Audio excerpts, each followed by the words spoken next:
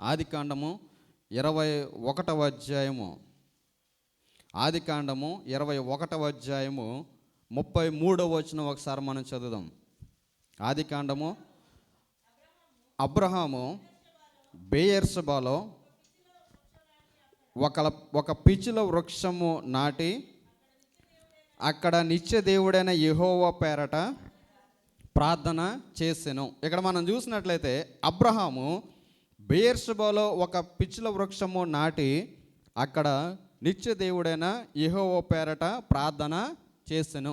అబ్రహాము అనబడినటువంటి వ్యక్తిని మనం బైబిల్ గ్రంథంలో చూసినప్పుడు నేను చాలాసార్లు మీకు చెప్తుంటాను, ఇశ్రాయేలీలు అనబడిన వారు ముగ్గురు వ్యక్తులను ఎప్పుడు కూడా చాలా శ్రద్ధగా వారు ఆరాధిస్తూ ఉంటారు.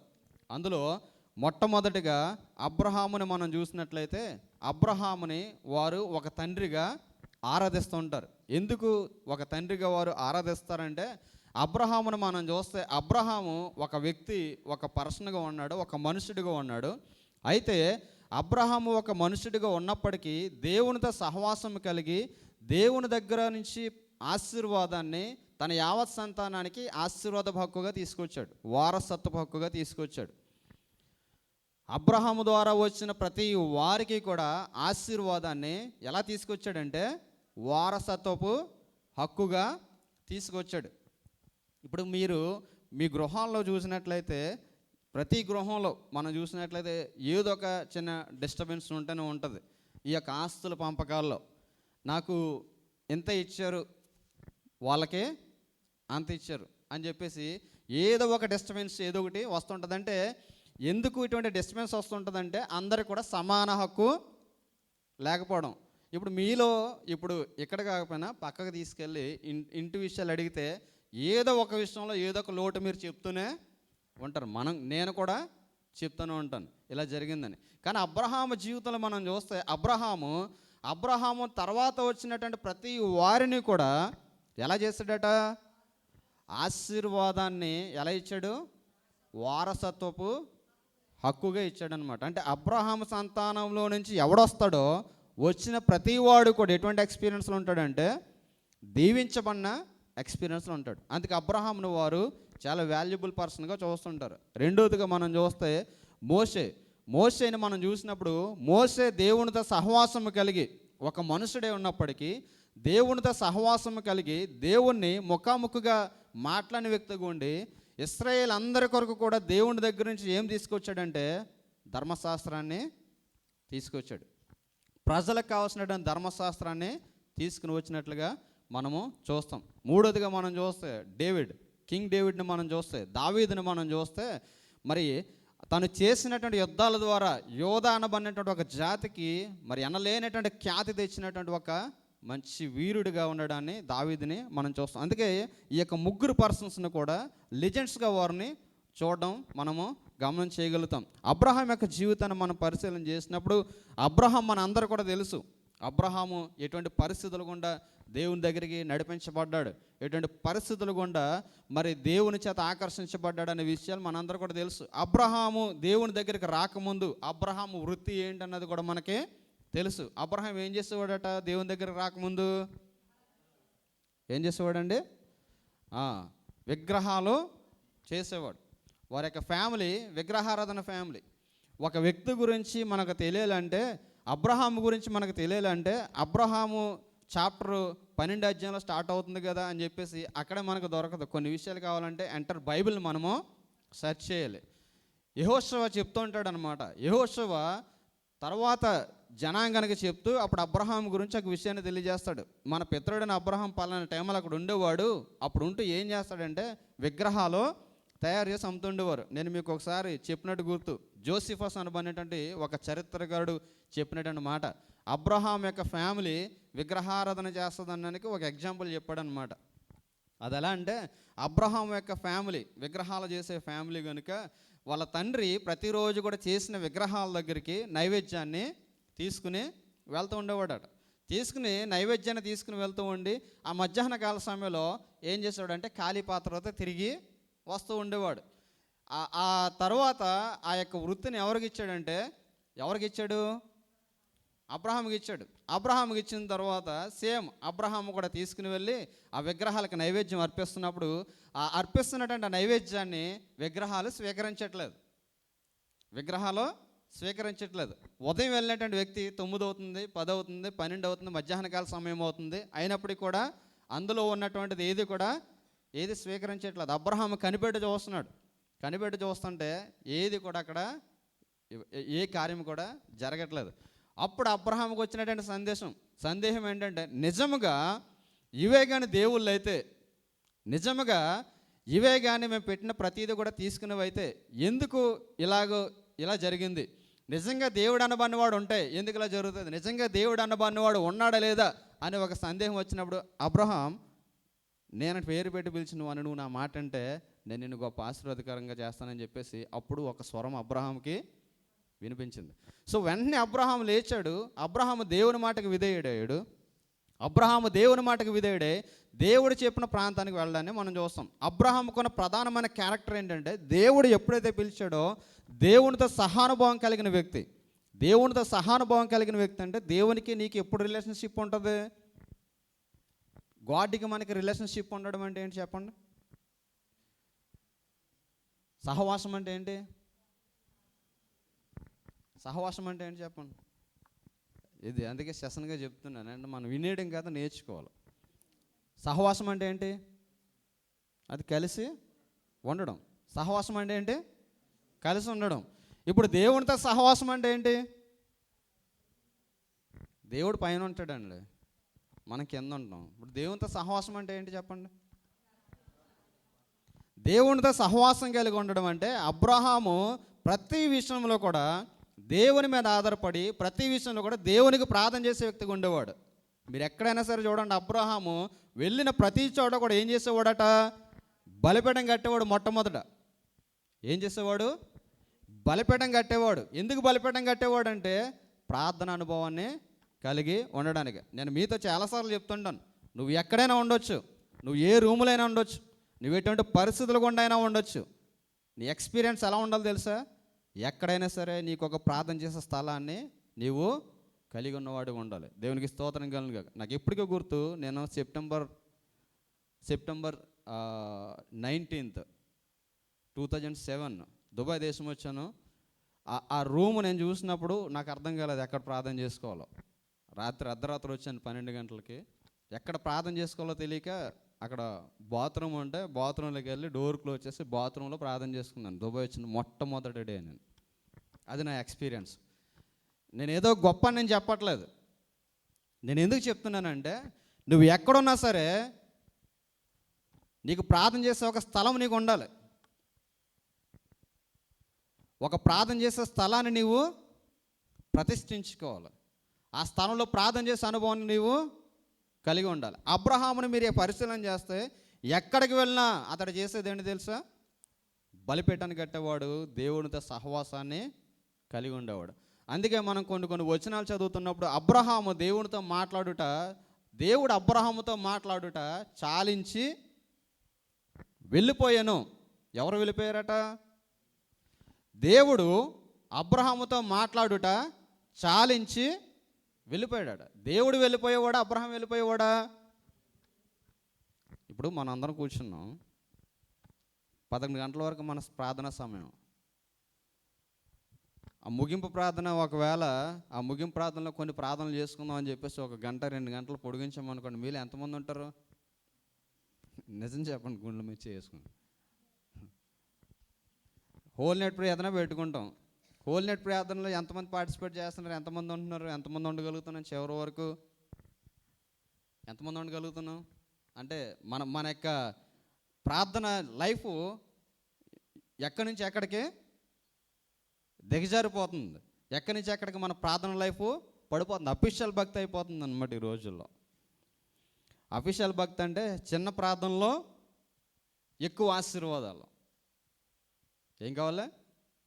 ప్రార్థన ఏమో చిన్నది. భక్తి జీవితంలో దేవుని దగ్గర నుంచి మనమేమో రిక్వైర్మెంట్స్ ఏమో ఎక్కువ, మన దేవుని కొరకు చేసే సాక్రిఫికేషన్ ఏమో చాలా తక్కువ. అబ్రహాం యొక్క లైఫ్ని మనం పరిశీలన చేసినప్పుడు ఒక క్వశ్చన్ మార్క్ పెట్టి, అబ్రహాం నేను చెప్పిన దేశానికి నేను వెళ్తే నువ్వు దీవించబడతావు అంటే ఏమాత్రం కూడా వెనక తీయకుండా దేవునితో సహవాసం కలిగిన వాడు, దేవునితో సహానుభవం కలిగిన వాడు, ఇంచుమించు 70 సంవత్సరాలప్పుడు పిలిచినటువంటి దేవుడు 90 సంవత్సరాలైన వాగ్దానాన్ని నెరవేర్చకపోయినా కానీ వాగ్దానం కొరకు కనిపెట్టుకున్నటువంటి ధీరుడు అనమాట. దేవునికి స్తోత్రం కలుగును గాక. అందుకే అతనికి విశ్వాస పరిమాణాన్ని మనం చూసినప్పుడు, నీకు ఒక్కడై ఉన్న నీ కుమారుని నాకు బలిగా అర్పించు అన్నప్పుడు ఆ కుమారుడిని తీసుకెళ్తూ ఉంటాడు. తీసుకెళ్తూ ఉన్నప్పుడు తీసుకెళ్తున్నప్పుడు ఆ కుమారుడు అడుగుతుంటాడు ప్రశ్న. ఏమడుగుతాడు? తండ్రి, మరి దహన బలికి కట్టెలు ఉన్నాయి, ఇవన్నీ ఉన్నాయి, కానీ మరి గొర్రెపిల్ల ఎక్కడుంది? ఈ యొక్క బలి అర్పించడానికి బలి పశువు ఎక్కడుందంటే అది అప్పుడు అంటాడు, ఒక మాట అంటాడు. ఏమంటాడు? దేవుడే చూసుకుంటాడు అంటాడు. ఏమంటాడు? అసలు ఎంత విశ్వాసం అండి! అసలు దేవుడే చూసుకుంటాడు. దేవుడు చూసుకుంటాడని ఎప్పుడంటాం మనం? అచ్చ తప్పు. దేవుడే చూసుకుంటాడని ఎప్పుడంటాం? మనం చెప్పినవన్నీ అబద్ధాలని తెలిసినా కూడా పక్కలతో ఏమంటాం మనం? దేవుడు చూసుకుంటాడు. అంటే నిజంగా దేవుడు చూసేవాడైతే, నిజంగా దేవుడు మన దగ్గరకు వచ్చి నిజంగా చెప్పేవాడైతే మనం ఏం చేస్తాం చెప్పండి? అసలు మళ్ళీ అలాగో చేయాల్సిన అన్నీ చేస్తాం, చెప్పాల్సిన అన్నీ చెప్తాం. ఆ పక్కడితో చెప్తున్నాడు ఏమంటాం? అసలు నాకేం తెలియదు, దేవుడే చూసుకుంటాడు.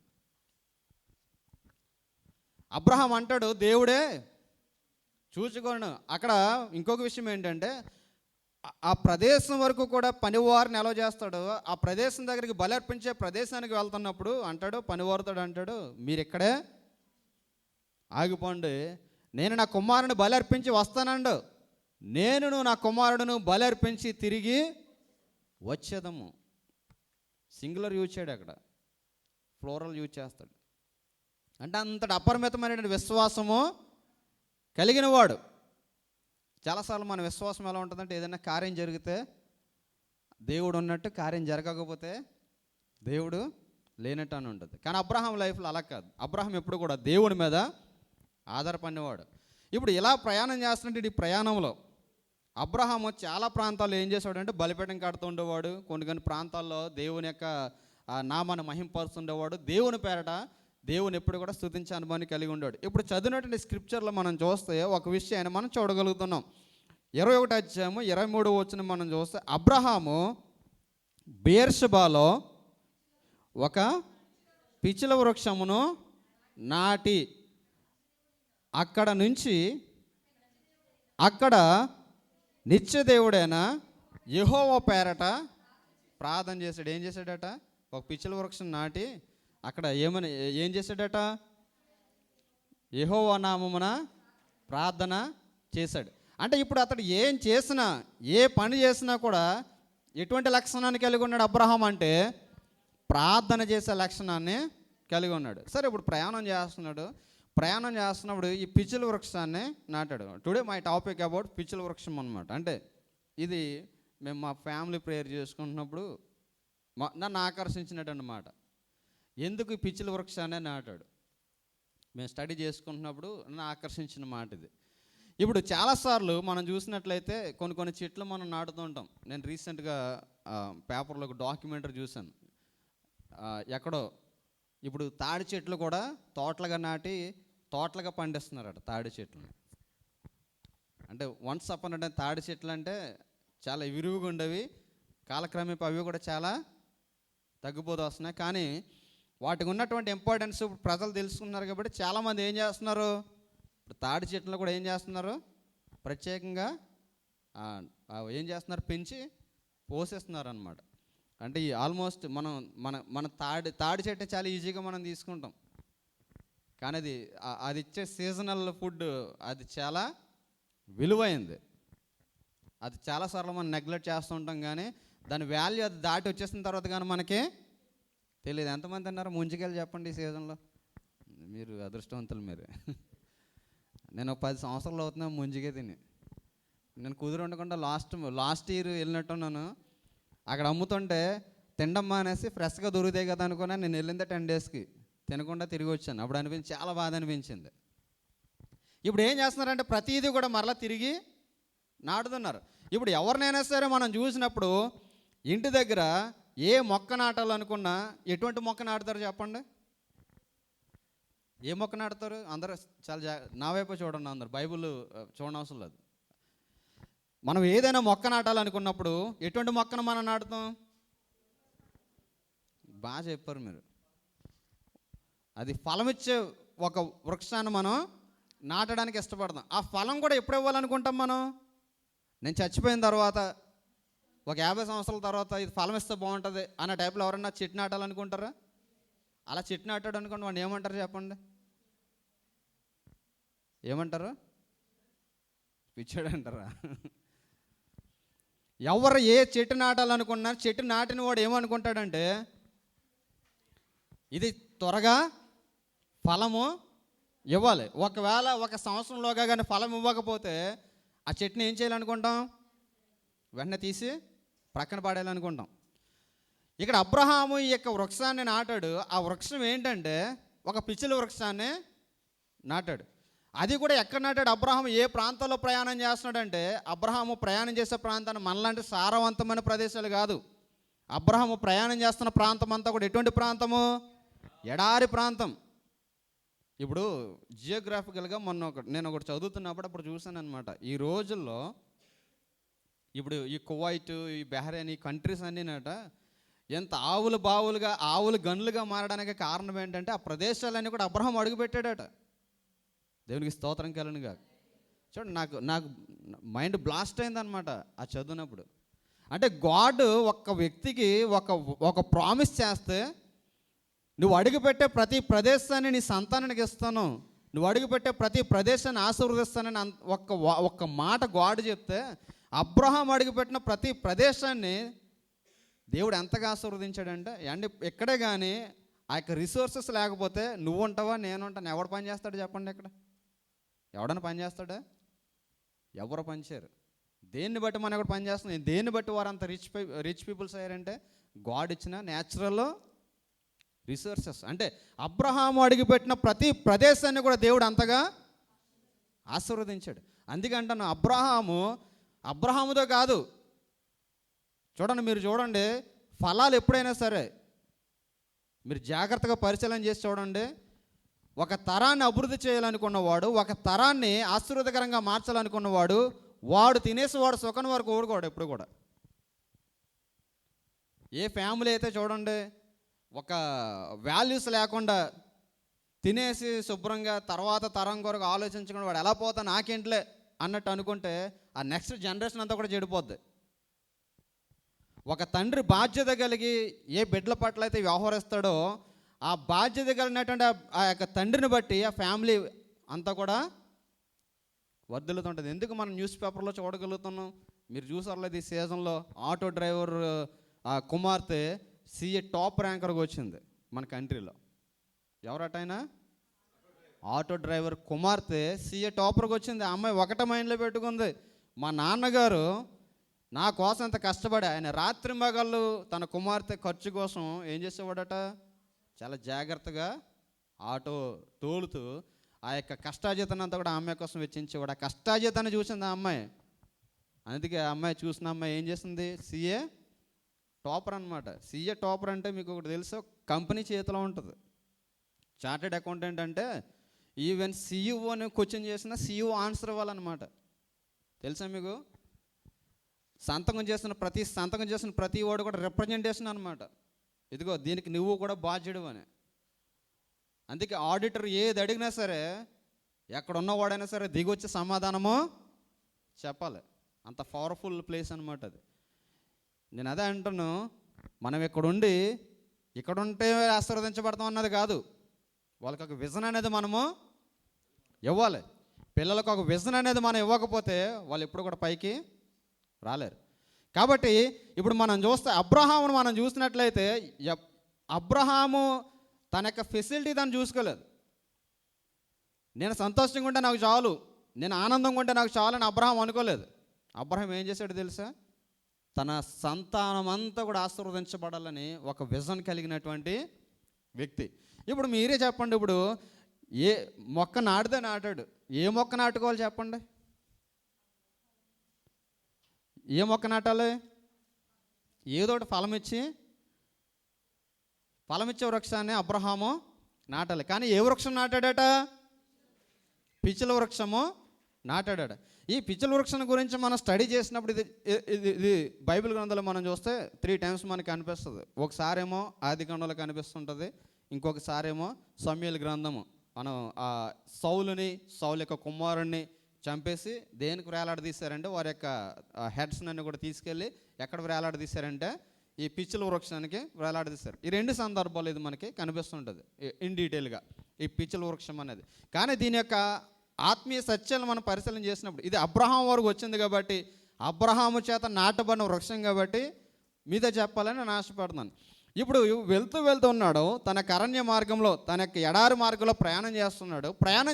అబ్రహాం ఏమనుకోవాలంటే మనకులాగా ఏ చిక్కుడు బోధ పెట్టుకుంటే కూరకు పనికి వస్తుంది, లేదంటే ఏ జామ చెట్టు వేసుకుంటే జాంకాయలు తింటాకే పనికి వస్తాయి, లేదంటే ఒక మామిడి చెట్టు వేసుకుంటే ఎండలు ఎక్కువ ఉంటాయి కాబట్టి ఎండాకాలం తింటాకే బాగుంటుంది అనుకోవాలి. కానీ నాటక ఏ చెట్టు నాటాడట? పిచ్చుల వృక్షాన్ని నాటాడట. అసలు ఈ పిచ్చుల వృక్షానికి ఉన్నటువంటి క్యారెక్టర్ ఏంటంటే, ఈ పిచ్చుల వృక్షం ఒకసారి భూమిలో నాటిన తర్వాత సంవత్సరానికి ఎంత ఎదుగుతుందని తెలిసేది? సంవత్సరానికి 1 అంగుళం ఎదుగుతుందండి. పిచ్చుల వృక్షము సంవత్సరానికి ఎంత ఎదుగుతుంది? 1 అంగుళం ఎదుగుతుందట. అసలు అబ్రహాంకి బ్రెయిన్ ఉందంటారా లేదా? ఇప్పుడు సేమ్ ఇదే పని మీ అమ్మ నాన్న చేస్తారు అనుకోండి, అస్తమాటలు మా వాళ్ళు మా ఇంటి ముందు ఉన్న ప్లేస్లో ఏదో మొక్క నాటి అస్తమాటలు అది చేసి ఇది చేసి ఉంటూ ఉంటారు. నేను అంటాను రిలాక్స్గా కూర్చోండి, ఎందుకంటాను ఆ జాంకాయలు కాసా ఈగా సార్లు వాళ్ళు పట్టుకెళ్ళిపోతున్నారు, వేలు పట్టుకెళ్ళిపోతున్నారు జాంకాయలు అంటారు. జాన్ అంటే జాన్కి ఇద్దును అంటది మా కాబట్టి అంటున్నాం. అదే కాయకుండా ఒక కాయని చెట్టును మనం వేసుకుని దాని దగ్గర నుంచి ఎదగని చెట్టును మనం వేసుకుని ఒకవేళ మనకి ఏదైనా రిప్రజెంటేషన్గా మన పేరెంట్స్ మనం చెప్తుంటే ఇమీడియట్ నువ్వు చెప్పే మాట ఏంటి చెప్పండి? నీకు అసలు బుర్ర ఉందా లేదా? అసలు ఇటువంటి చెట్టుని ఎవడన్నా, ఫర్ ఎగ్జాంపుల్ మనం ఇక్కడ దుబాయ్ దేశం వచ్చే ముందు ఒక చెట్టు నాటారు అనుకోండి, ఆ చెట్టు మనం వెళ్ళేసరికి 1 అంగుళమే ఎదుగుంది అనుకోండి, మనం ఏమంటాం? అబ్బా ఏం చెట్టురా, ఏం ఎదుగుతుంది అని అంటామా? ఇమ్మీడియట్గా మనం చెప్పే మాట ఏంటి? అసలు సంవత్సరానికి ఎంత ఎదుగుతుంది ఇది?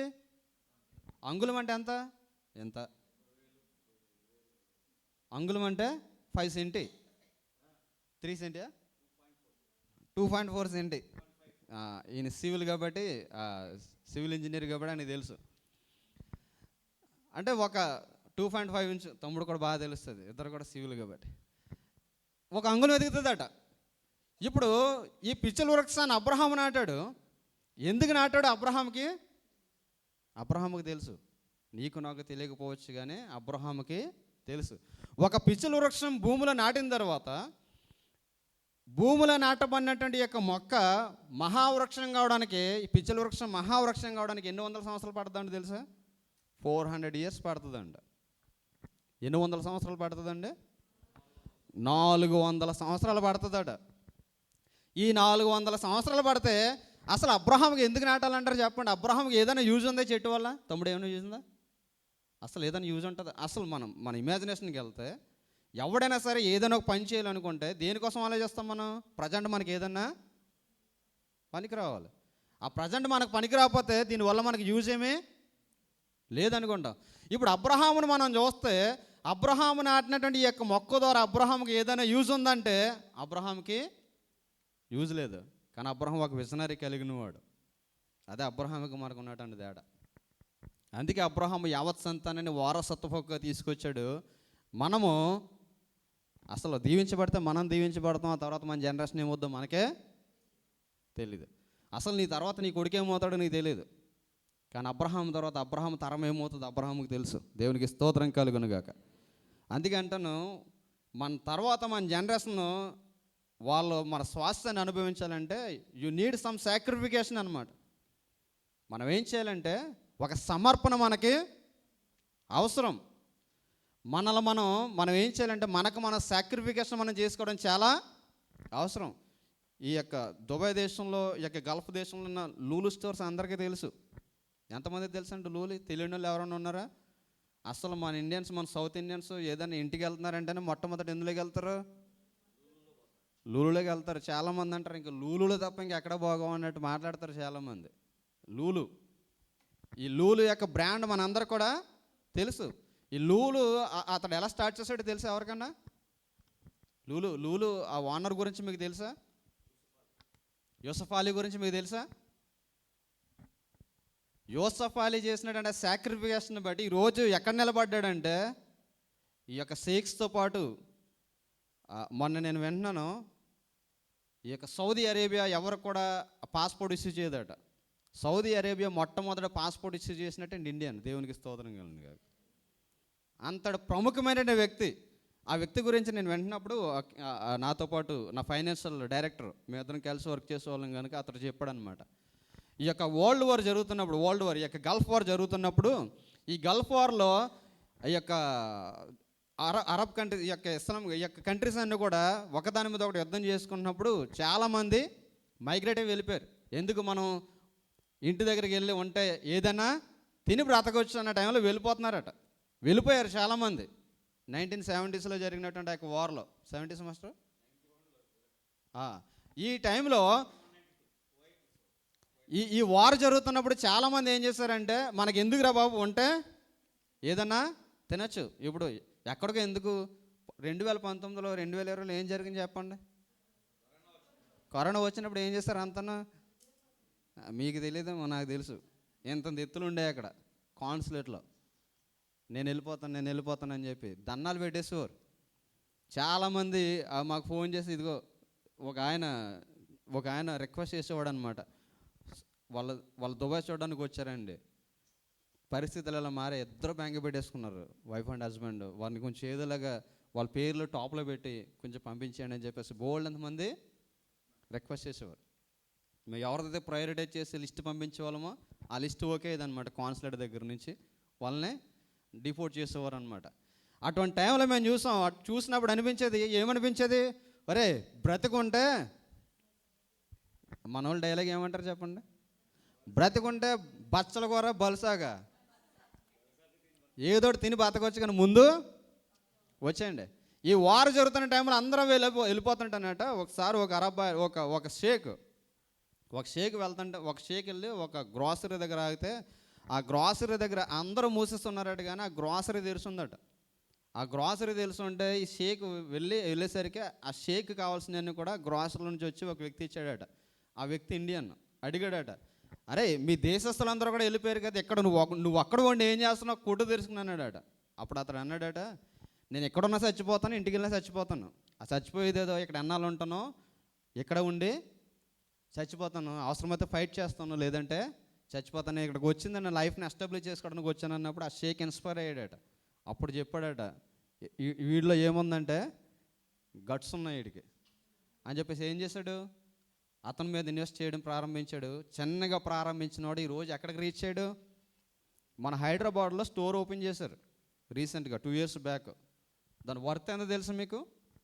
హైదరాబాద్లో ఓపెన్ చేసిన స్టోర్ వర్త్ 5,000 crores, 5,000 కోట్ల టర్న్ ఓవర్ కలిగినటువంటి కంపెనీని అక్కడ ఒక బ్రాంచ్. అది నేను ఎందుకు చెప్తున్నాను తెలుసా? సాక్రిఫికేషన్ అంటారు చూసారా, అది ఊరికనే రాదు. మనకు ఒకటి కావాలంటే ఒకటి మనము వదులుకోవాలి. అందుకే నేను ఇందాక చెప్పాను, ఇంటి దగ్గర ఏ సిచ్యువేషన్స్ ఉన్నా కానీ ఆ ఇంటి దగ్గర ఉన్న సిచ్యువేషన్ బట్టి అస్తమాటలో ఏడుస్తూ కూర్చోవడం కాదు, కానీ దాన్ని మనం ఏం చేయాలంటే దాన్ని మనకు అనుకూలంగా you have to fight and you have to do it something అనమాట. మన లైఫ్లో మనకి ఏదైనా కావాలనుకుంటే మనం ఏం చేయాలి? You have to be fight. నువ్వేం చేయాలి? యుద్ధము చేయాలి. నువ్వు యుద్ధం చేయకుండా నువ్వేమి కూడా సాధించలేవు. ఏది మన కాళ్ళ దగ్గరికి రాదు. ఎలాన్ మస్క్ని అడగండి మీరు. ఎలాన్ మస్క్ ఎందుకు ఈ రోజున మిలియనర్గా అయ్యావు? Once up time bill gates కదా మిలియనర్ అని అంటే, వన్స్ అప్ టైం మేము చదువుకునే రోజుల్లో ప్రపంచాన్ని శాసించే సంపన్నుల జాబితాలో ఎవరు ఉండేవారంటే బిల్ గేట్స్ ఉండేవాడు. నేను చెప్తుంటాను చాలాసార్లు మీకు. ఆ రోజుల్లో రాసేవారు అతని యొక్క ధనాన్ని లెక్కించాలంటే, అతని యొక్క సంపదను లెక్కించాలంటే ఇంచుమించు ఆకాశానికి భూమికి కూడా 104 సార్లు పైనుంచి కిందకు నోట్స్ లెక్క పెడతాను కానీ అతని యొక్క సంపాదన తరగదు అని. ఇప్పుడు అటువంటి వాణ్ణి సైతం ఎలాన్ మస్క్ అనబడిన ఒక మ్యాన్ బీట్ చేయగలిగాడంటే అతని వెనక ఎంతో సాక్రిఫికేషన్ ఉంటుంది, సమర్పణ అవసరం. ఇప్పుడు నువ్వు ఇక్కడికి ఎందుకు వచ్చావు? ఆ గోల్తో మనము పంచాలి. అబ్రహాము ప్రయాణం చేస్తున్నాడు.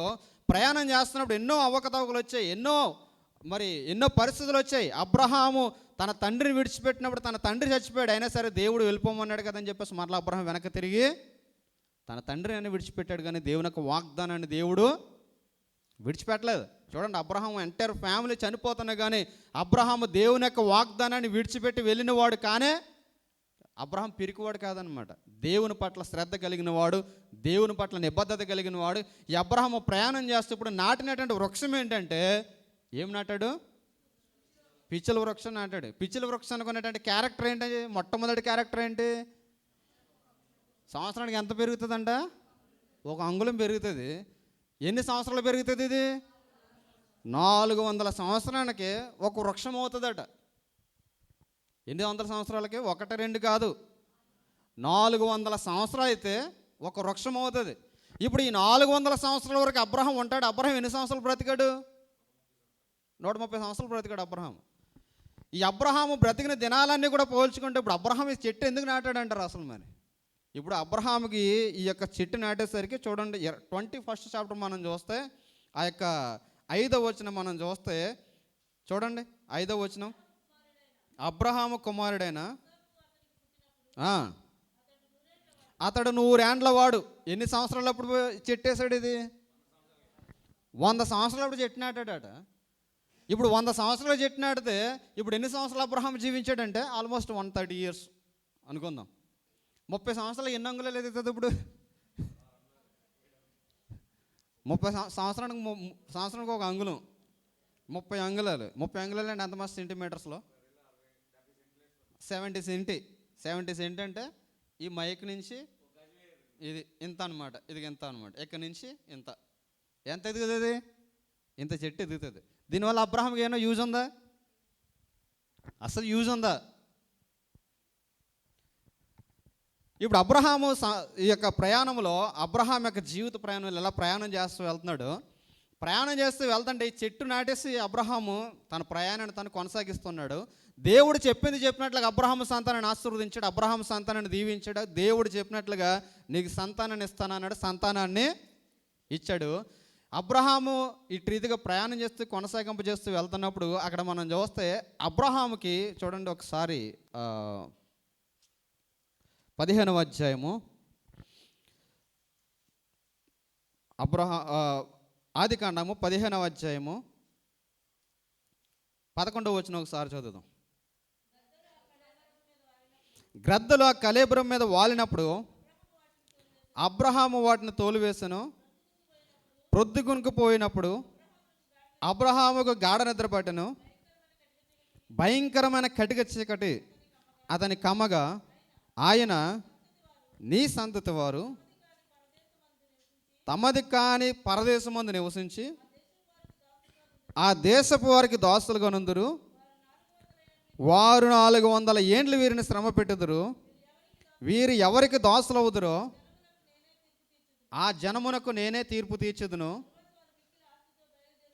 తరువాత వారు మిక్కిలి ఆస్తుతో తిరిగి వచ్చేదరు. ఇప్పుడు అబ్రహాముకి దేవుడు చెప్తున్నాడు, అంటే అబ్రహాంకి ఇంకా దేవుడు గర్భాలను ఇవ్వకముందు అబ్రహాం తెగ ఫీల్ అయిపోతున్నాడు అనమాట. నువ్వు నాకు సంతానాన్ని ఇస్తానన్నావు, సంతానాన్ని ఇవ్వలేదు. నువ్వు నాకు వారసుని ఇస్తానన్నావు, వారసుని ఇవ్వలేదని చెప్తే అప్పుడు దేవుడు అబ్రహాంతో అంటాడు, ఇదిగో అబ్రహాం ఒకసారి బయటికి రా, నీకు లెక్కించడం చేతనైతే ఆకాశ నక్షత్రం లెక్కించు, నేను ఇలాగ ఆశీర్వదించబోతున్నానని చెప్పినప్పుడు అబ్రహాము బలర్పిస్తాడు. బలర్పించిన తర్వాత అబ్రహాము నిద్రపోతాడు అనమాట. గాఢ నిద్ర కలుగుతుంది అబ్రహాంకి. గాఢ నిద్ర కలిగినప్పుడు అబ్రహాం అర్పించినటువంటి ఆ బలి పశువు మీద, అబ్రహాం అర్పించిన బలి మీద ఏం వాలయ్యట? గ్రద్దలు వాలాయి. కానీ అది ఎవరికి చెందాలి? దేవుడిది దేవునికే చెందాలి. సో ఇప్పుడు ఎప్పుడైతే ఈ గ్రద్దలు వచ్చి దాన్ని అపవిత్రపరచో వెంటనే అన్నాడు అనమాట, అబ్రహాం నేను నిన్ను ఆశీర్వదించాలనుకున్నాను, అయితే నేను ఆశీర్వదిస్తాను. కానీ అయితే ఇప్పుడు ఏం జరుగుతుందంటే నీ సంతతి వారు ఒక చోటకి దాసులుగా వెళ్ళిపోబడతారు. వారు మరలా తిరిగి 400 సంవత్సరాలు దాస్యం చేసిన తర్వాత మరలా తిరిగి వారు వస్తారు అని చెప్పేసి అబ్రహాముకి కుమారుడు ఇవ్వకముందు అబ్రహాముకి దేవుడు వాగ్దానము చేశాడు.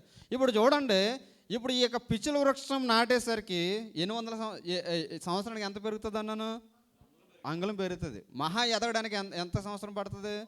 400 సంవత్సరాలు పడుతుందట. అంటే ఒక వృక్షం అవ్వాలంటే 400 సంవత్సరాలు పడుతుంది. ఇప్పుడు ఈ యొక్క పిచ్చుల వృక్షానికి ఉన్నటువంటి ఇంకొక లక్షణం ఏంటంటే, పిచ్చుల వృక్షం ఎక్కడున్నా కానీ దాని యొక్క వేరు ఎలా ఎదుగుతుందట? అది అంత లేటుగా ఎదగడానికి కారణం ఏంటంటే, ముందు పైకి ఎదిగే కంటే ముందు ఎక్కడ ఎదుగుతుందట? అది భూమిలో ఎదుగుతుంది. ముందు పైకి ఎదిగే కంటే ముందు ఎక్కడ ఎదుగుతుంది? భూములు ఎదుగుతుంది. చూడండి, బలమైన చెట్లు కొంచెం ఎక్కువగా టైం తీసుకోవడానికి కారణం ఏంటంటే, ఇప్పుడు ఏదైనా కొత్తిమీర మీరు చూడండి, ధనియాలు తీసుకెళ్ళి మట్టిలో వేసారనుకోండి, సెకండ్ డే వచ్చేస్తాయి.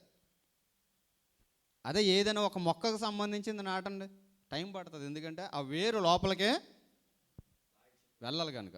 ఇప్పుడు పిచ్చుల వృక్షానికి ఉన్నటువంటి క్యారెక్టర్ ఏంటంటే, మొట్టమొదట అది పైకి ఎదిగే కంటే ముందు ఎక్కడ ఎదుగుతుందట?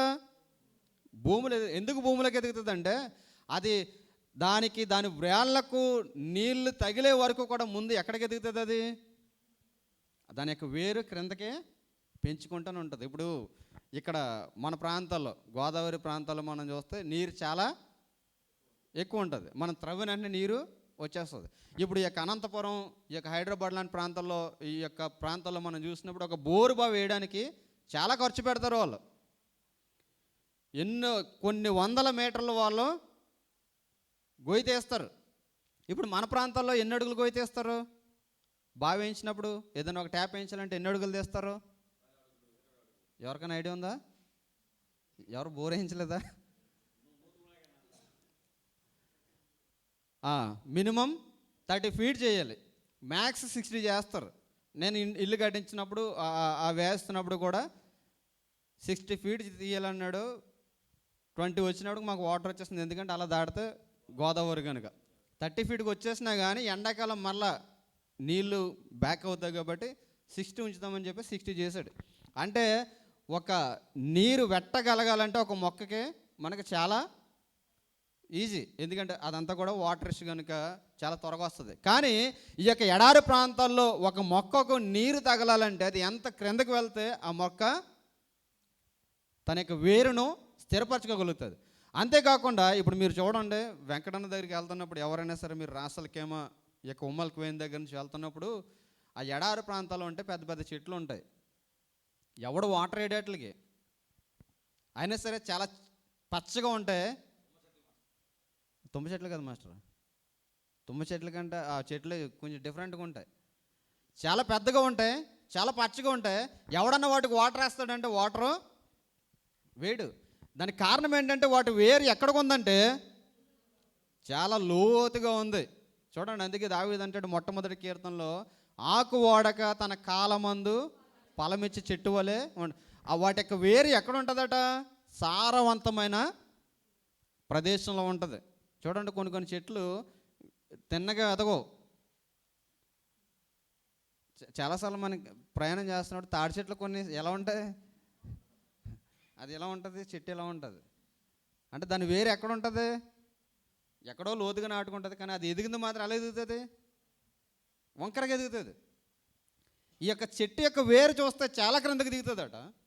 అంటే చాలా సారవంతమైన ప్రదేశం తగిలే వరకు కూడా వెళ్తూనే ఉంటుంది. వెళ్ళిన తర్వాత స్లోగా వెళ్తుంటుంది. వెళ్ళిన తర్వాత అది పెద్ద వృక్షం కావడానికి 400 సంవత్సరాలు పడుతుందట. 400 సంవత్సరాలు పట్టడమే కాకుండా ఏ చెట్టు అయినా సరే ఎడారిలో ఎండిపోద్దట. కానీ ఈ చెట్టు మాత్రం ఏం చేస్తుందట? ఇది మార్నింగ్ వచ్చే ప్రతి ఎండకు సంబంధించిన ఆవిరినంతా కూడా రిసీవ్ చేసుకుంటుందట. జాగ్రత్తగా ఉంటున్నారా? మార్నింగ్ ఎండ ద్వారా వచ్చే ప్రతి ఆవిరిని కూడా రిసీవ్ చేసుకుని, ఆ రిసీవ్ చేసుకునేటువంటి ఆవిరినంతా కూడా మరలా వాటరిస్ట్గా మార్చుకుంటుందట తన యొక్క కొమ్మలు, తన ఆకుల ద్వారా. ఆ తర్వాత ఏం చేస్తుందట? ఆ యొక్క రాత్రికాల సమయంలో కానీ లేదంటే అది వీచే గాలి ద్వారా కానీ అది రిసీవ్ చేసుకుని, ఆ రిసీవ్ చేసుకునేటువంటి ఆ యొక్క ఆవిరినంతా కూడా వాటరిస్ట్గా చేసిన వాటర్ ద్వారా ఆ ప్రాంతాన్ని అంతా కూడా ఎలా మారుస్తుందట? చాలా చల్లగా మారుస్తుందట. అంటే ఈ చెట్టు ఎలా పనిచేస్తుందో తెలుసా? ఎడారిలో ఒక ఏసీలో పనిచేస్తుందట. దేవునికి స్తోత్రం కలుగును గాక. ఎడారిలో ఎలా పనిచేస్తుంది? ఏసీలో పనిచేస్తుంది. ఎడారిలో ఎవడన్నా ప్రయాణం చేస్తున్నప్పుడు అలసిపోయాడా? వరే ఎల్లు పిచ్చుల వృక్షం కింద కూర్చో అంటే పిచ్చుల వృక్షం కింద కూర్చున్నాడా? మనం ఒకవేళ బయట నుంచి ఎండాకాలం నడిచి వచ్చి ఏసీలో కూర్చుంటే ఎంత రిలాక్సేషన్ అయితే ఉంటుందో అంత రిలాక్సేషన్ ఎక్కడ దొరుకుతుందట? పిచ్చుల వృక్షం కింద దొరుకుతుందట. ఇప్పుడు అబ్రహాము నాటాడు కానీ ఏ మామిడి చెట్టు ఏ తినే చెట్టు కాకుండా ఎందుకు నాటుకున్నాడంటే అబ్రహాంకి ఒక విజన్ లేదంటారా? ఈజ్ అన్ విజనరీ మ్యాన్ అనమాట. ఎందుకు నాటాడంటే అబ్రహాము నేను వెళ్ళిపోతే కాదు, నా తర్వాత వచ్చే తరము దీని ద్వారా లబ్ధి పొందాలి. నా తర్వాత వచ్చే తరము దీని ద్వారా లబ్ధి పొందాలి. ఇప్పుడు చూడండి, ఇశ్రాయేలీయులు ఐగుప్తు దేశం నుండి ప్రయాణం చేసి వస్తారు. ప్రయాణం చేసి ఏ ప్రాంతం గుండా ప్రయాణం చేస్తారంటే మరలా అబ్రహాం ఏ ప్రాంతం గుండా వెళ్ళి ప్రయాణం చేస్తాడు అదే ప్రాంతం గుండా తిరిగి వాళ్ళు అరణ్య ప్రాంతంలో తిరిగి వస్తున్నారు. ఇప్పుడు ఇమాజినేషన్కి వెళ్ళండి, 400 సంవత్సరాలు మీ యొక్క సంతానం అంతా కూడా అక్కడ దోస్తులుగా ఉంటారని చెప్పినటువంటి దేవుడు 400 సంవత్సరాల తర్వాత తిరిగి వస్తారన్నప్పుడు కంపల్సరీ చెట్టు కింద కొంతమంది పడుకునే ఉంటారు. ఎందుకంటే ఆ చెట్టు ఎడారిలో ఒక చల్లటి ప్రాంతాన్ని ఉత్పత్తి చేసే ఒక కేంద్రంగా ఉంది కనుక. మీరు చూడండి, మీరు చూస్తారో లేదో, నేను ఇంటి దగ్గర ఉన్నప్పుడు ఒకసారి ఒక డాక్యుమెంట్ చూస్తున్నప్పుడు లైన్ గురించి చూస్తున్నప్పుడు, ఆఫ్రికాలో లైన్ గురించి చూస్తున్నప్పుడు మనకి ఎలాగైతే ఏ సురుములుగా మనం ఫీల్ అవుతామో ఒక చెట్టు ఉంటుందట ఫారెస్ట్లో. ఈ యొక్క ఎండకు ఎండిపోతున్నటువంటి ఈ యొక్క జంతువులన్నీ కూడా ఎస్పెషల్లీ లైన్ అది వేడికి తట్టుకోలేనప్పుడు ఆ చెట్టు కిందకు వచ్చి పడుకుంటే మొత్తం రిలాక్స్ అయిపోతాడు. ఎందుకంటే ఆ చెట్టు అంతా చల్లదనాన్ని ఇస్తుందట దానికి. ఈ చెట్టుకు ఉన్నటువంటి కారణం కూడా అదే. దీని యొక్క వేరు చాలా లోతుగా ఉంటుంది. ఎదగడం లేట్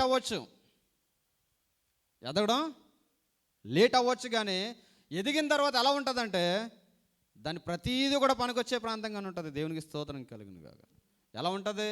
దాని ఆకుల ద్వారా సువాసన వెదజల్లుతుందట. అంతేకాకుండా దాని ద్వారా వచ్చే ఎవరన్నా సరే వెళ్ళి దాన్ని ఎలా టచ్ చేశారంటే దాని మీద వచ్చే ఆ యొక్క స్రవం ద్వారా కూడా ఒక తీపైన పదార్థం ఉత్పత్తి అవుతుంటుందట. అంటే దీంట్లో ఇది వేస్ట్ అనడానికి ఏది కూడా లేదు. ఆ చెట్టు ఉన్న చోట పరిమళంగా ఉండడమే కాకుండా ఆ చెట్టు ద్వారా వచ్చే ప్రతి ఒక్క కాయలు లాంటిదో లేదంటే ఆ చెట్టు ద్వారా వచ్చే ప్రతి విత్తనం లాంటిదన్నో ఆ రోజుల్లో అనేవారట ఇది ఒక మన్న లాంటిది అని చెప్పేసి. ఎందుకంటే ఆ చెట్టు అంత సుగంధ ద్రవ్యాలు లాంటి పరిమళ పరిస్థితిని ఆ చెట్టు కలిగి ఉండడాన్ని బట్టి. ఇప్పుడు ఆ చెట్టు ఎదగడం లేట్ అవ్వచ్చు కానీ ఎదిగిన తర్వాత దాని యొక్క పరిస్థితి మనం చూస్తే దానికి ఎవరు కూడా కదల్చడం అసాధ్యం. ఇప్పుడు మనం చూడండి, అందుకే భక్తి జీవితంలో షార్ట్ టర్మ్ లేదంటే ఈరోజు వచ్చి రేపు ఆశీర్వాదాలు, లేదంటే ఈరోజు ప్రార్థన చేస్తే రేపు బుద్ధుడు మనకు కారు వచ్చేయాలనుకోవడాలు, ఈ యొక్క ఎక్స్పెక్టేషన్స్ భక్తి జీవితంలో పనికిరావు. చాలామంది లైఫ్ స్టైల్స్ కూడా ఎలా ఉంటాయంటే షార్ట్ టర్మ్ అన్నీ మనం సంపాదించేసుకోవాలి. ఏదైనా చేసేయండి, మనకు మాత్రం కావాల్సింది ఏంటి తీరేంటి చెప్పండి. నువ్వేదైనా చేయి కానీ ఏం కావాలి? విలాసవంతమైన జీవితం గడపడానికి ఏం కావాలి? డబ్బులు సంపాదించుకోవడానికి ఏదైనా చేయి. ఎందుకంటే షార్ట్ టైం. ఎందుకంటే మన కష్టాజీతం మీద మనం ఇంత కట్టుకోవాలంటే చాలా టైం పడుతుంది.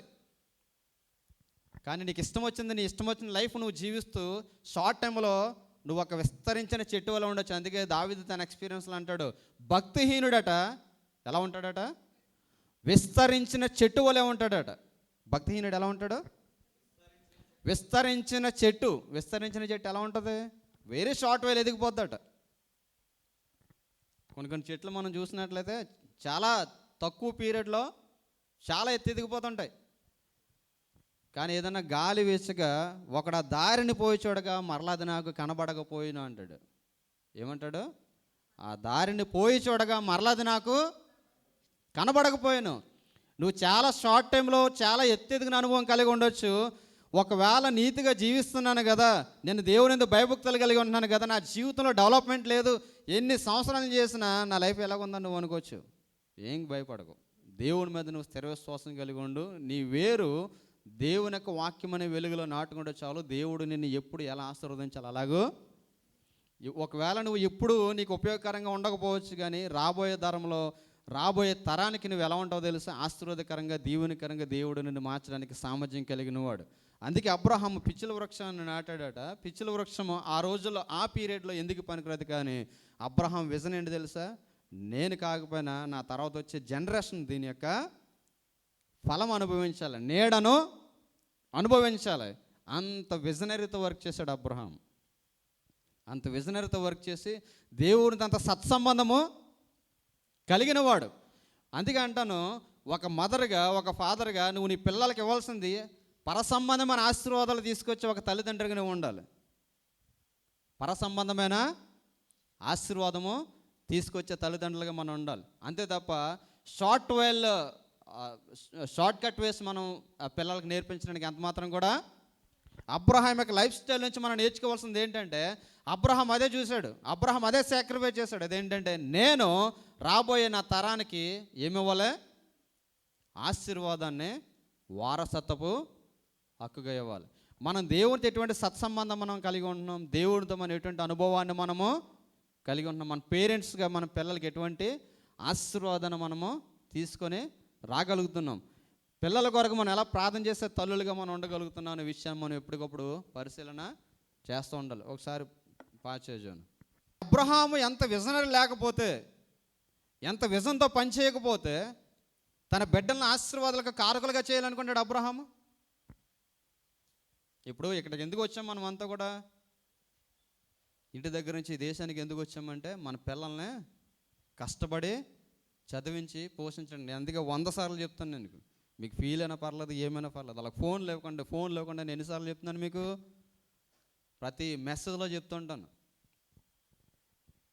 ప్రతి మెసేజ్లో నేను ఎందుకు చెప్తుంటాను? ఈరోజు సొసైటీ చెడిపోవడానికి కారణం ఏంటంటే మెయిన్ ఇంటర్నెట్. రాత్రికాల సమయంలో నేను ఆ మీటింగ్లో పాలు పంచుకున్న తర్వాత ప్రభాకర్ గారు బిర్యానీ తిన్నారు. నేను అప్పటికైనా ప్రభాకర్ గారు తినకండి నైట్ అన్నాను, కానీ ఆయన పొజిషన్ చూసి నేనేమో వచ్చి తీసుకెళ్ళిపోయాను. బిర్యానీ తినలేదని చెప్పేసి బిర్యానీ తిన్నారు. బిర్యానీ తిన్న తర్వాత టైం అరగదని చెప్పేసి అట్లీస్ట్ లెమన్ జ్యూస్ ఇబ్బందామని చెప్పేసి లెమన్ జ్యూస్ చెప్పడానికి వెళ్ళాం. అక్కడ కూర్చుంటే ఒక కారులోంచి దిగారు ఒక ఫ్యామిలీ. ఆ పిల్లకి ఐఫోన్ ఇచ్చారు. ఆ పిల్ల ఎలా ఉంటుంది, పక్క నుంచి ఇంకొకటి ఈడ్చుకుని వెళ్తున్నాడు. ఆ పిల్లని ఆడట్లేదు, ముందు చూడట్లేదు, దేని వైపు చూస్తుంది? ఇలా చూస్తుంటే వాళ్ళ అమ్మ ఇలా ఈడ్చుకుని వెళ్తుంది. ఆ ఫోన్ లాక్కుంటలేదు. ఫోన్ లాక్కుంటే ఏం చేస్తుంది? ఫోన్ ఏడుస్తుందని ఏం చేస్తుందంటే ఈడ్చుకుంటా వెళ్ళిపోతుంది. ఇప్పుడు ఈరోజు మనం చూస్తుంటే మన కిడ్స్కి మనం ఏమివ్వాలంటే ఒక బ్లెస్సింగ్ని వారికి ఆశీర్వాదకరంగా మనము ఇవ్వాలి. ఒక విజన్తో పనిచేశాడు అబ్రహాం. ఒక విజన్తో పనిచేసి అందుకే పిచ్చుల వృక్షాన్ని నాటాడు. ఇది నాతో సరిపోదు, నాతో పోతలు అనుకోలేదు, కానీ తర్వాత రాబోయే జనరేషన్స్కి దాన్ని ఒక ఆశీర్వాదకరంగా మార్చాలనుకున్నాడు. అందుకే ఆశీర్వాదకరంగా మార్చాడు. ఈరోజు నువ్వు దేవుని పనిలో ఉన్నటువంటి నీవు, దేవుని మీద విశ్వాసం ఉంచిన నీవు దేని కొరకు వర్క్ చేస్తున్నావు? You should have one vision అనమాట. నీవు విజన్తో దేవుని కొరకు మనం పనిచేసే వరకు ఉండాలి. Once upon a time Elon మస్క్ని, నేను ఎందుకు దీన్ని పోల్చి చెప్తున్నానంటే, ఎలాన్ మస్క్ని వన్స్ అపాన్ ఎ టైమ్ ఒక మ్యాడ్ మ్యాన్ అనేవారు. తెలుసా మీకు? ఎలాన్ మస్క్ని మ్యాడ్ మ్యాన్ అనేవారు. అతను ఒక విజన్తో పనిచేశాడు. ఒక విజనరీ ఉండాలి. అతడు ఒక గేమ్ కనిపెట్టాడు. మొట్టమొదటి 12 yearsలో ఎలాన్ మస్క్ కనిపెట్టిన వ్యక్తి ఒక గేమ్ కనిపెట్టాడు. ఆ గేమ్ ఏంటంటే, ఇక్కడ ఉన్నటువంటి వాడు పైకెళ్ళి ఆస్ట్రోనాట్గా పైకెళ్ళి అక్కడ ఉన్న వాళ్ళని చంపేసి మళ్ళీ కిందకు వస్తాడు. ఆ గేమ్ కనిపెట్టాడు అనమాట. ఆ గేమ్ కనిపెట్టి అమ్ముతున్నప్పుడు చాలామంది అపార్షన్ చేశారట. అతను చెప్పింది ఏంటి తెలుసా? Nothing impossible. ఈ స్టార్ ఎక్స్ అనబడినటువంటి ఈ యొక్క షిప్ను, అంటే ఎలాగైతే భూమిలో తిరిగే షిప్ ఉంటుందో దాన్ని పైకి పంపించి అక్కడ కూడా ఏదైనా చేయగలిగిన సామర్థ్యం కలిగినటువంటి సామర్థ్యం మానవుడికి ఉంది. అతను చెప్పాడట, ఒకవేళ నాకు కానీ ఛాన్స్ వస్తే, ప్రపంచ దేశాధినేతలు కానీ నాకు కానీ ఛాన్స్ వస్తే, పర్మిషన్ ఇస్తే, భూమి మీద పైకి కనబడే ట్రాన్స్పోర్టేషన్ లేకుండా, భూమి మీద పైకి కనబడే ట్రాన్స్పోర్టేషన్ లేకుండా ఎంటైర్ సిస్టమ్ అంతా కూడా టన్నల్స్లో నడిచే ట్రాన్స్పోర్టేషన్ సిస్టమ్ నేను ప్రొవైడ్ చేస్తాను అన్నాడట. తెలుసా మీకు? అంటే ఎంత విజన్తో అతను ఉన్నాడో మనకి తెలుస్తుంది. అంటే నువ్వు ఒక విజన్ కలిగి ఉన్నావంటే, నువ్వు ఒకటి ఇవ్వాలనుకున్నావు అంటే, దాని కొరకు మనం ఏం చేయాలంటే, దాని కొరకు మనము పని చేయాలి, కష్టపడాలి. అందుకే అబ్రహాము ఏ ప్రదేశంలో ఉన్నా ఏం చేసేవాడట? ప్రార్థన చేసేవాడు. ప్రార్థన చేసేవాడు, దేవుని విశ్వాసం కలిగేవాడు. ఎప్పుడు కూడా భవిష్యత్తు కొరకు ఒక ప్లానింగ్ని, ఆ ప్లానింగ్ ఏంటి తెలుసా? నా సంతానం అంతా కూడా ఎవరి దగ్గర ఉండాలి? దేవుని సముఖంలో ఉండాలి. దేవుని చేత ఆశీర్వదించబడిన జనాంగముగా ఉండాలి. ఆశీర్వదించబడాలంటే మనం ఎక్కడికి వెళ్తే ఆశీర్వాదాలు రావండి. మనం ఎక్కడికి వెళ్తే దీవెనలు రావు. మన పిల్లలకి భక్తి నేర్పిస్తే చాలు.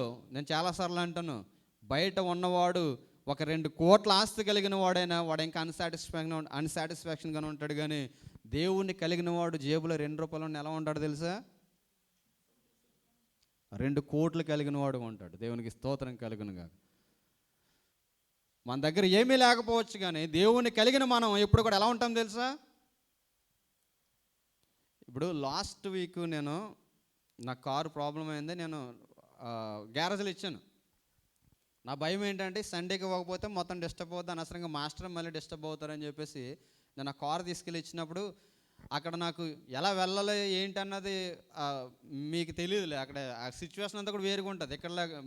ఇక్కడ మెట్రో ఎక్కొచ్చు, అక్కడ నుంచి మళ్ళీ కనెక్టివిటీ ఉంటుంది. అక్కడ అలా కాదు. ఈవెన్ ఒక ట్యాక్సీ పొరపాటున ఎక్కామనుకోండి, ఒక ట్రాఫిక్లో ఇరుక్కుంటే 100 రూపాయలు అవుతుంది ఆ ట్రాఫిక్ నుంచి బయటపడేసరికి. ఎలా వెళ్ళాలనుకునేసరికి ఎప్పుడో నా ఫ్రెండ్, నా కలీగ్, ఆ కలీగ్ ద్వారా ఒక ఫ్రెండ్ పరిచయం అయ్యాడు. చిన్న ప్రాజెక్ట్ ఇప్పించాను నా ద్వారా కంపెనీలో ప్రాజెక్ట్ ఇప్పిస్తే సడన్గా వచ్చి మాట్లాడుతున్నప్పుడు నేను కారు కొన్నానని చెప్పేసి మాట పెరిగినప్పుడు ఇలా చెప్పాను అనమాట, కారు తీసుకెళ్ళి గరాజ్లో వేస్తున్నాను అని అంటే, నీకు ఏదైనా అవసరమైతే నాకు ఫోన్ చేయి, నేను వస్తానని చెప్పేసి. మీరు చెప్తే నమ్మరు, ఈ 1 వీక్ కూడా నేను ఫోన్ చేయకముందు వచ్చి ఎక్కడ ఉండేవాడంటే నన్ను తీసుకురావడానికి నా దగ్గరకు వచ్చి అలా ఉంటూనే ఉండేవాడు. అప్పుడు నేను ఒకటే అనుకునేవాడిని, నీ పని నేను చేస్తున్నాను, నా పని నువ్వు చేస్తావు. దేవుని మీద మనం డిపెండ్ అయినప్పుడు, దేవుని మీద మనం ఆధారపడినప్పుడు, మనుషుల మీద నువ్వు ఆధారపడితే నువ్వు మోసపోతావేమో, మనుషుల మీద నువ్వు ఆధారపడితే నువ్వు సిగ్గుపడవచ్చు. కానీ దేవుని మీద ఆధారపడి నువ్వు కొనసాగినప్పుడు దేవుడు నన్ను ఎప్పుడు కూడా సిగ్గుపరిచేవాడు. కానీ అబ్రహామును సిగ్గుపరచలేదు. అబ్రహామును చూసిన వాళ్ళందరూ కూడా అనుకుని ఉంటారు, పిచ్చుల వృక్షాన్ని నాటుతున్నాడు, పనికొచ్చే ఏ ఖర్జూర వృక్షాన్ని నాటుకోకుండా ఎప్పుడో పని పిచ్చుల వృక్షాన్ని నాటుతున్నాడు అనుకోవచ్చు. కానీ ఆ తర్వాత అబ్రహాము తర్వాత వచ్చే జనరేషన్కి అది పనికొచ్చే రీతిగా అబ్రహాము పనిచేశాడు. నీవు కూడా ఒక ఫలభరితమైన వృక్షంగా, ఒక శ్రేష్టమైన వృక్షంగా ఉండాలంటే నీ ప్రార్థనా జీవితం కూడా ఎక్కడికి ఉండాలంటే చాలా లోతైన అనుభవంలో నుంచి నీవు రావాలి. ఈ లోతైన అనుభవం ఎవరిలో అయితే ఉంటుందో వారు ఎప్పుడు కూడా ఎలా ఉంటారో తెలుసా? ఏ సిచ్యువేషన్ వచ్చినా కానీ ఎలా ఉంటారు?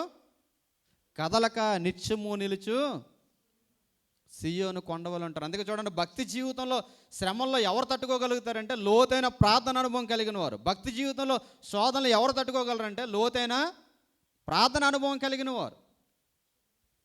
ఏ స్థితి వచ్చినా, ఏ పరిస్థితి వచ్చినా కానీ మనం ఎలా ఉండాలో తెలుసా? చూడండి, ఇప్పుడు అంత ఎండలో, అంత ఎడారిలో ఎదిగినటువంటి చెట్టుకు వడగాలి తగిలినా అదేమన్నా భయపడుతుందా? ఆ చెట్టు దగ్గరికి వెళ్ళి మనం ప్రశ్నిస్తే నీ సీక్రెట్ ఏంటంటే అదేం చెప్తుంది? నేను పెరిగిందే ఇక్కడ, ఈ వడగాల్లో నేను పెరిగాను, నేను పెరిగిందే ప్రతికూలమైన పరిస్థితులు పెరిగాను, ఇవి నన్ను ఏమీ చేయలేదు. చాలాసార్లు దేవుడు మనలో ఒక ఎక్స్పీరియన్స్ కూడా నడిపిస్తున్నాడు. మనకు కూడా ఏమనిపిస్తూ ఉంటుందంటే నా లైఫ్లో ఏదో అయిపోతుంది అనుకుంటా, కానీ ఏమీ కాదు. దేవుడు మనకు అన్నీ కూడా పాఠాలు నేర్పించడానికి అవన్నీ కూడా మనకి దేవుడు అనుమతింపజేస్తాడు. అందుకని తెలివైన వాడు, జ్ఞానవంతుడు ఏం చేస్తాడు తెలుసా? వాటి నుంచి ఏం నేర్చుకుంటాడు? పాఠాన్ని నేర్చుకుంటాడు. ఈ బల్బ్ కనిపెట్టినప్పుడు ఎన్నిసార్లు ఫెయిల్ అయ్యాడట అతను? అందరు కూడా తెలుసు, 1000 times ఫెయిల్ అయ్యాడట.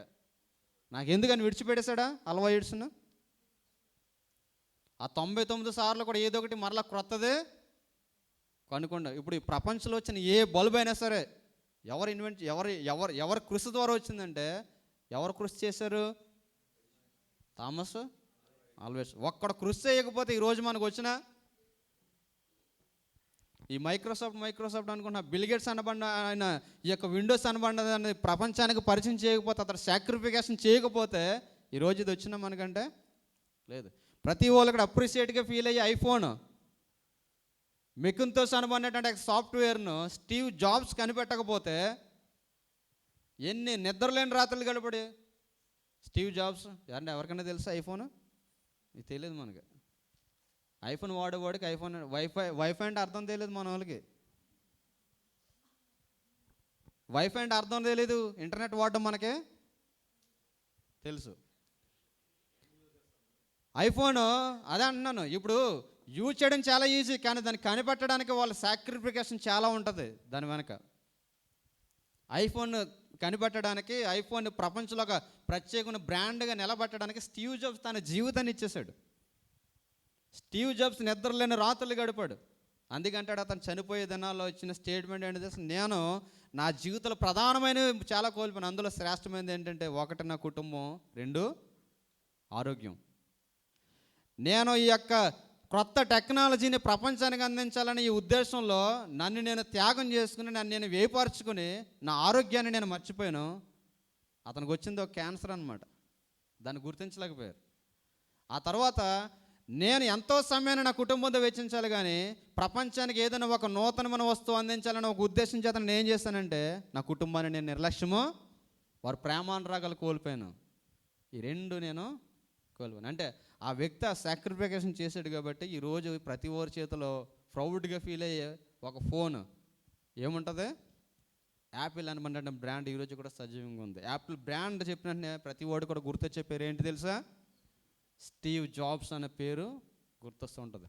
విండోస్ అనబడినటువంటి పేరు మనం చూస్తాం, విండోస్ అనబడినటువంటి పేరు మనం చూస్తే ఎవరు గుర్తొస్తారో తెలుసా? మైక్రోసాఫ్ట్ అదన్న బిల్ గేట్స్ మనకు గుర్తు రావాలి. టాటా అనబడినటువంటి ఆ పేరును మనం చూస్తే ఎవరు గుర్తొస్తారో తెలుసా మనకి? రతన్ టాటా గుర్తొస్తాడు. చాలామందికి తెలియదు రతన్ టాటా ఎందుకు నానో కార్ ఎందుకు అతను ఇన్వెంట్ చేశాడు అన్నది. వన్స్ అపాన్ ఏ టైం 2000 అనుకుంటా, 2000లో అతను ఇన్వెంట్ చేసినటువంటి నానో కార్. ఎంతమంది తెలుసు నానో కార్ గురించి? ఒక చిన్న ఫ్యామిలీ ప్రయాణం చేయడానికి అతడు ఇన్వెంట్ చేసినటువంటి ఒక ప్రయోగం అది. చాలామంది దాన్ని ఏం చేశారంటే అవహేళన చేశారు. చాలామంది బిజినెసిస్టులు దాన్ని క్రిటిసైజ్ చేశారు. కానీ అతడు ఒక విజన్తో చేశాడు. ఆ విజన్ అన్నది ఎవరు కూడా తెలీదు. ఒకసారి అతను ముంబై రోడ్లో వెళ్తుంటే ఒక సిగ్నల్ ఉంది, ఒక సిగ్నల్ దగ్గర ఆగుందట అతని కారు. ఆగుంటే ఒక ఫ్యామిలీ బైక్ మీద వెళ్తున్నారు, మధ్యలో పిల్లని పెట్టుకున్నారు. మధ్యలో పిల్లని పెట్టుకుని వెళ్తుంటే వర్షం వచ్చేస్తుంది. వర్షం వచ్చేస్తుంటే ఈ భార్య పిల్లని కవర్ చేయడానికి ఆవిడ కష్టపడుతుంది, భర్త పిల్లని తడకుండా కవర్ చేయడానికి భర్త కష్టపడుతున్నాడు. అప్పుడు వాళ్ళిద్దరూ కూడా పడే వర్షం మీద ఆ పిల్ల మీద పడకుండా ఆపలాగా ఏం చేశారంటే బండిని పక్కకు తీసుకెళ్ళి ఎక్కడో చెట్టు కిందో లేదంటే ఏదో నీళ్ళలో తీసుకెళ్దామని తీసుకెళ్తున్నారు. ఈ సందర్భం అంతా కూడా ఎవరు చూశారంటే రతన్ టాటా చూశాడు. రతన్ టాటా చూసి అతనిలోకి వెళ్ళినటువంటి ఆలోచన ఏంటంటే ఇటువంటి స్మాల్ ఫ్యామిలీకి 50,000 పెడితే వచ్చే బండి కాస్ట్లోనే ఇంకొక 10-15,000 పెడితే వచ్చే కారు మనం ఎందుకు ఇవ్వకూడదని ఇన్వెంట్ చేసినటువంటి కారు నానో కారు. కానీ ఆ నానో కారుని ఎలా తీసుకున్నారో తెలుసా? ప్రతి ఓడును ఇది అసలు దేనికి పనికిరాదు, ఇది అన్నారు. ఈ నానో కారు ఇన్వెంట్ చేసింది ఒక మిడిల్ ఫ్యామిలీ కూడా కారు వాడాలని. ఈరోజు ఇండియా దేశంలో నాకు కారు కావాలని ఒక మిడిల్ క్లాస్ ఫ్యామిలీ కూడా కారు కోసం తాపత్రయపడుతున్నారంటే అది ఎవరి ద్వారా వచ్చింది తెలుసా? రతన్ టాటా చేసిన సాక్రిఫికేషన్. అంటే ప్రతి దాని వెనక ఒక సాక్రిఫికేషన్ ఉంటుంది. ప్రతి దాని వెనక ఈరోజు నువ్వు నేను ఇన్ని 100 కిలోమీటర్లు ప్రయాణం చేసి రాగలుగుతున్నాం ఫ్లైట్లో అంటే ఆ ఫ్లైట్ కోసం ఎంతమంది త్యాగం చేస్తూ వచ్చింది అది. ఆ రోజు వైట్ బ్రదర్సే కానీ ప్రాణాలకు తెగించి వాళ్ళు కానీ దాన్ని కానీ ఒకవేళ టెస్ట్ చేయకపోతే ఈరోజు ఫ్లైట్ అన్నదే లేదు. నీ లైఫ్, నీ ఫ్యామిలీ ఒక సక్సెస్ఫుల్ రేంజ్లో రావాలంటే మనంతా కూడా ఏం చేయాలి తెలుసా? సాక్రిఫికేషన్ అనేది చాలా. అబ్రహాం అదే చేశాడు. అబ్రహాం అందుకే దేవునితో ఉన్న అబ్రహాము దేవుని కొరకు అన్నీ చంపుకున్నాడు. ఏం చేశాడు? దేవుడట అబ్రహామును అన్ని విషయాలు ఆశీర్వదించాడట, కానీ అన్నీ చేయలేదట. ఈ విషయంలో దేవుడు అబ్రహామును ఆశీర్వదించలేదు అనడానికి ఏమీ లేదు. అబ్రహామును దేవుడు అన్ని విషయాలు ఆశీర్వదించాడట, కొన్ని విషయాల్లో కాదు. అయినప్పటికీ కూడా అబ్రహాం ఎలా ఉన్నాడట? అన్ని విషయాల్లో దేవునికి నమ్మకంగా ఉన్నాడట. దేవునికి ఎలా ఉన్నాడు తెలుసా? స్నేహితుడిగా ఉన్నాడట. అబ్రహాము దేవుని యొక్క స్నేహితుడు ఎవరు అంటే మొట్టమొదటి గుర్తొచ్చే పేరు ఎవరిదే? అతడు దేవునికి స్నేహితుడిగా. ఇప్పుడు దేవుడు స్నేహం చేయాలంటే దేవుడు స్నేహం చేసే వ్యక్తి ఎలా ఉండాలండి? అసలు దేవుడు స్నేహం చేసే వ్యక్తి ఎలా ఉండాలి? సీఎం అంతా పరిచయం కలిగి ఉండాలంటే మనం ఎలా ఉండాలి చెప్పండి? శుభ్రంగా తాగేసి రోడ్ల మీద పడిపోయి ఉన్నాం అనుకోండి, నా ఫ్రెండ్ రేడని చెప్తాడు సీఎం. అసలు పిల్లలే చెప్పరు, వీడు ఎందుకురా బాబు ఇలా చేస్తున్నాడు, వీడు మన పరువు పోతుందని. ఇప్పుడు దేవుడికి స్నేహితుడిగా పిలవబడ్డాడంటే అబ్రహాం అంత కమిట్మెంట్గా జీవించాడు. అందుకే దేవుడు అబ్రహాం సంతానాన్ని ఆశీర్వదించాడు. అందుకే అబ్రహాం ఒక విజన్ కలిగిన వాడు. అందుకే పిచ్చిల వృక్షాన్ని అక్కడ నాటడానికి కారణం ఏంటంటే, తన తర్వాత తన తరమైనా సరే ఆ పిచ్చిల వృక్షాన్ని చూసి something they have to learn అని చెప్పేసి. కాబట్టి అలా మనం కూడా దేవుని యొక్క మందిరంలో లోతుగా నాటబడిన అనుభవం ఉండి విశ్వాస అనుభవం మనం కొనసాగుదాం. దేవుడి వాక్యమును దీవించిన గాక. ఆమేన్. అందరూ కూడా లేచి నిలబడి పాట పాడు.